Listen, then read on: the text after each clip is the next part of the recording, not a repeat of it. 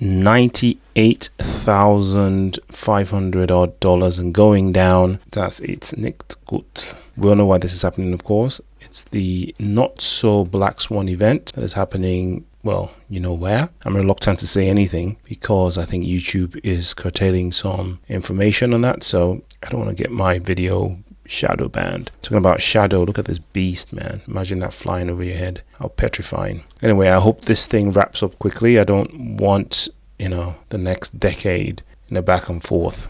And then, the economy crashing earlier than we calculated. But yeah, Bitcoin nosediving a significant amount and taking altcoins with it. Ethereum, XRP is below $2 for the first time in months, or significantly below. And it looks like it's going a little bit further down, if we're being absolutely honest with you. Talking about aircraft, there are a few aircrafts flying over my head right now. I don't know if they're practicing or getting ready to deploy or whatever it is, but there's been an unusual amount of aircrafts, and not passenger ones at that, flying over my head today, all day, which is quite interesting. Of course, our Prime Minister has backed Trump, and of course, being allies, there's a very good chance that Britain would also be participating in whatever is going on over there, if not already.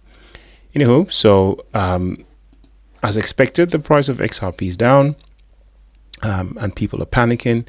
And even more so, worse than the panic itself, is the fact that real life orders or positions were liquidated, because I don't think people were expecting the activity to have started this early.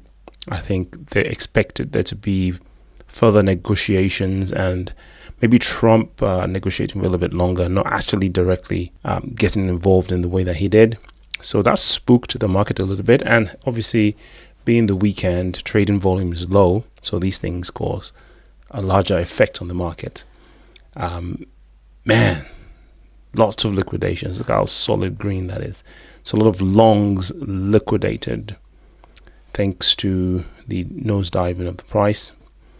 Can I just shout out to the way they say wrecked? This is obviously in crypto talk. 1 hour wrecked in the past hour, 49 million, last 4 hours, in the last 24 hours, lots of longs wiped out, lots of people losing money. But there's liquidations on both sides, both north and south. So tumultuous times we are in. Be very careful with leverage. Of course, for the rest of us who are dollar cost averagers, it just represents another opportunity to buy more, which is what I've done with XRP. In fact, since it's dipped under $2, I'm going to be going in with twice the amount that I buy regularly, because it's now underneath the target price.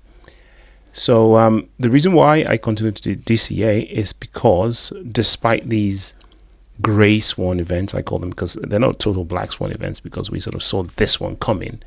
And in fact, I know a lot of people who sold a couple of days ago expecting this to happen.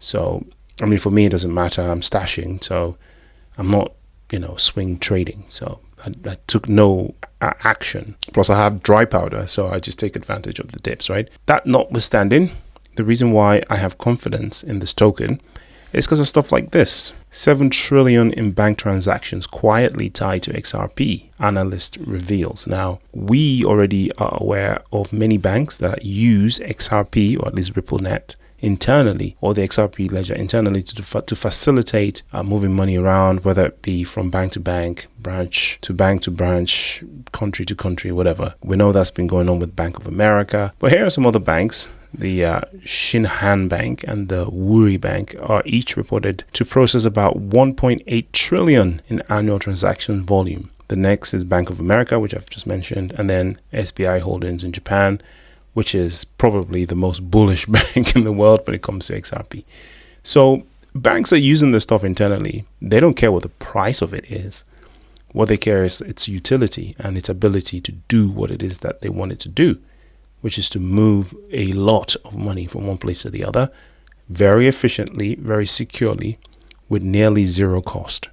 And the more they continue to do that, the more their other colleagues see that, and they also start to implement that in their banks. So it's only a matter of time before, just as predicted by the CEO of SBI, every bank in Japan is doing it. But then every bank, in the United States, every bank in Europe, banks in Africa, Asia are doing the same thing. I mean, man, this action again that is happening in, where isn't itself a way to shake you out of your stash. No. What's shaking you out of your stash is the response of Wall Street to this, because of the uncertainty that this introduces, and also the whales that use the opportunity of any kind of bad news to shake the tree to get your tokens from you. Also, these whales realize that because of this action, we're going to see an interest uptick in Bitcoin and cryptos like XRP, because of the safe haven effect, how people want to run to something safe, especially if this escalates beyond what was originally anticipated, and the ultra wealthy try to get their money out as quickly as possible. So watch this space. I'm willing to bet companies that are invested or affiliated with the military industrial complex, those guys are probably doing very well right now. But I'm not a stocks expert, and I certainly don't know much about that. I'm more of a crypto guy. But yeah, Sunday evening, let's see what happens tomorrow when we get more news about this stuff and the markets open. Futures don't look very good, so I'm expecting it to dip even further, unfortunately. So buckle up, be careful if you've got excessive leverage, because you'll probably be liquidated in the coming few, hours, if not days. Not financial advice though, do your own research, and I'll see you in the next video. Peace.